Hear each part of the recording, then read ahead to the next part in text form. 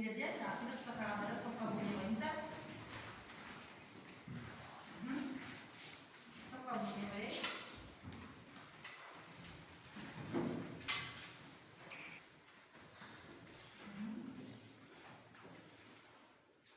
Оқушылар бұл жерде алдыңғы сабақта жаңа ой-толғау қозғау әдісі арқылы өткен тақырыптарды еске түсірейік. Қандай тақырыптар өтіп еді бізде алдыңғы сабақта?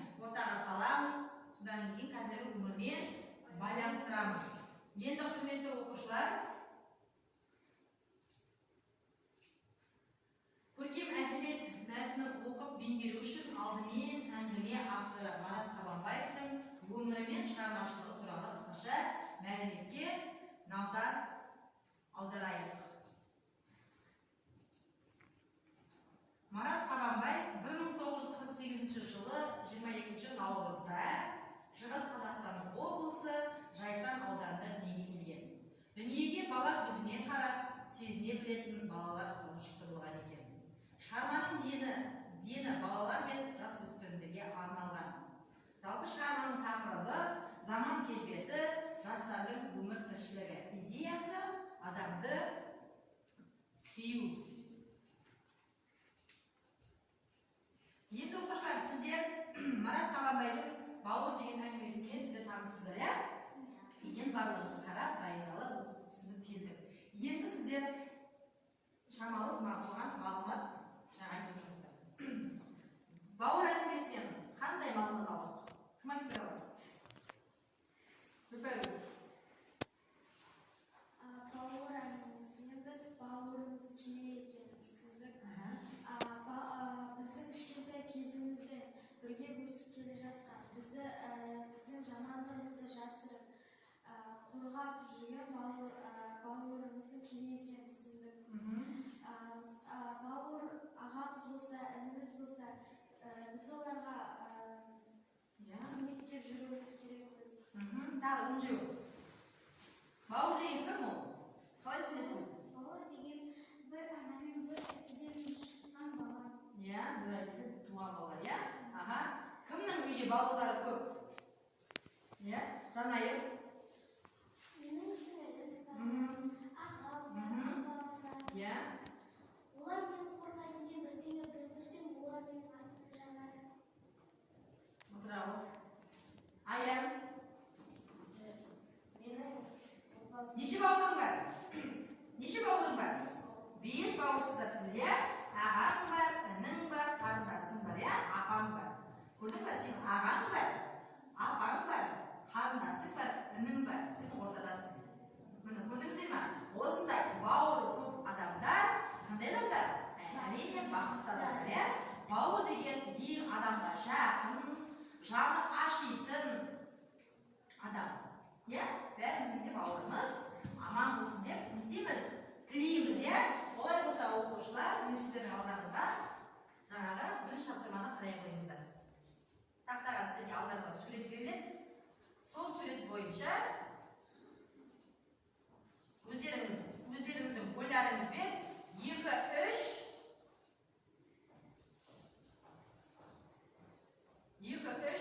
сурет жаза қоямыз. Бірінші суретке қараймыз. Осы суретте не көріп тұрмыз?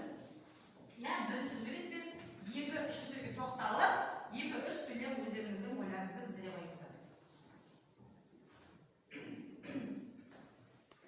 Бірінші суретке қараймыздар ұшар. Кім айтады? Иә, Жанайым. Бірінші суретте ағасы мен інісі кішкентайынан бірге өскен. Олар оның кезінде кішкентай балалар үйінде тәрбиеленген. Иә, ағасы мен інісі кішкентай кезден бірге өскен, иә? Және олар өсіп кетті, бөлініп кетті. Қайда кетті? Кішкентай Балалар үйіне кетті. Аха, рахмет, отыра қой. Келесі Аяру. ағасы бауыр қыз. Жетімдер үйіндегі баланың тағдыры туралы әңгіме. Рахмет. Енді олай болса, екінші тапсырмаға назар аударыңыздар.